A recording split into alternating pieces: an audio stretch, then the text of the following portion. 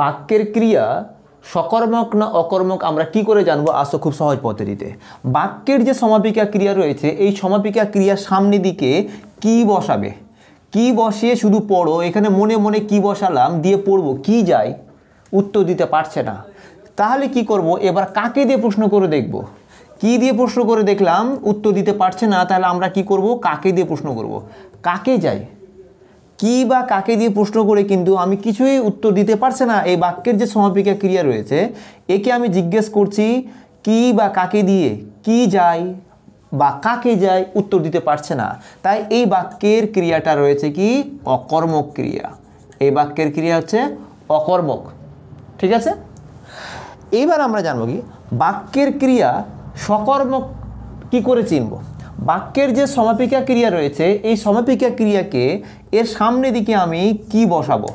এই যে কি আছে, কি দিয়ে আমি একে জিজ্ঞেস করব কি দিলেন, শুধু এর সামনে দিকে সমাপিকা ক্রিয়ার সামনে কি বসাবো দিয়ে এইটুকু শুধু পড়বো কি দিলেন। তাহলে দিলেন কি? বই দিলেন। তাহলে বই পেলাম একটা কর্ম।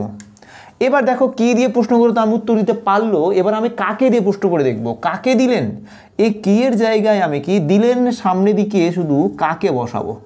কাকে দিলেন? আমাকে দিলেন। তাহলে এটাও একটা কর্ম পেলাম। তাহলে কটা কর্ম পেলাম এই বাক্যে? দুটি কর্ম পেলাম। তাহলে বোঝার চেষ্টা করো, এই বাক্যে দুটি কর্ম পেলাম, তাই এই বাক্যের ক্রিয়া রয়েছে কি? সকর্মক। ঠিক আছে, এবার লক্ষ্য করো দ্বিকর্মক ক্রিয়া চিনব কি করে? যেই বাক্যে দুটি কর্ম থাকবে সেটা হচ্ছে দ্বিকর্মক ক্রিয়া। দেখো এখানে বই হচ্ছে একটা কর্ম, আমাকে হচ্ছে একটা কর্ম, দুটি কর্ম রয়েছে এবং এই দুটি কর্ম হচ্ছে কি? বই হচ্ছে বস্তুবাচক, এটা হচ্ছে বই হচ্ছে কোনো বস্তুবাচক, আর আমাকে বলতে কোনো প্রাণীকে বলছে, তাই এটা প্রাণীবাচক। দ্বিকর্ম ক্রিয়া শর্তে হচ্ছে কি? দুটো কর্ম থাকবে, তবে দুটো কর্ম হলেই হবে না, শর্ত নাম্বার হচ্ছে কি? একটা প্রাণী বুঝাতে হবে, একটা প্রাণী বুঝাতে হবে, একটা বস্তু বুঝাতে হবে। যেগুলো বস্তু সেটাকে বলা হয় মুখ্য কর্ম, আর যেগুলো প্রাণীবাচক হবে সেগুলোকে বলা হয় গৌণ কর্ম। সেটাকে কোন কর্ম বলবে? গৌণ কর্ম বলা হয়। তাহলে একটাতে গৌণ কর্ম এবং মুখ্য কর্ম যদি থাকে তবে সেটা হবে দ্বিকর্মক্রিয়া। সেটা কোন কর্মক্রিয়া হবে? দ্বিকর্মক্রিয়া। যদিও এটা সকর্মক্রিয়া তবে এটাকে দ্বিকর্মক্রিয়া হবে।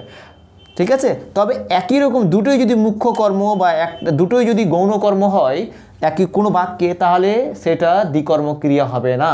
কমসে কম দুটো কর্ম থাকতে হবে, অর্থাৎ দুটো ভিন্ন ভিন্ন কর্ম, একটা বস্তুবাচক একটা প্রাণীবাচক। ঠিক আছে।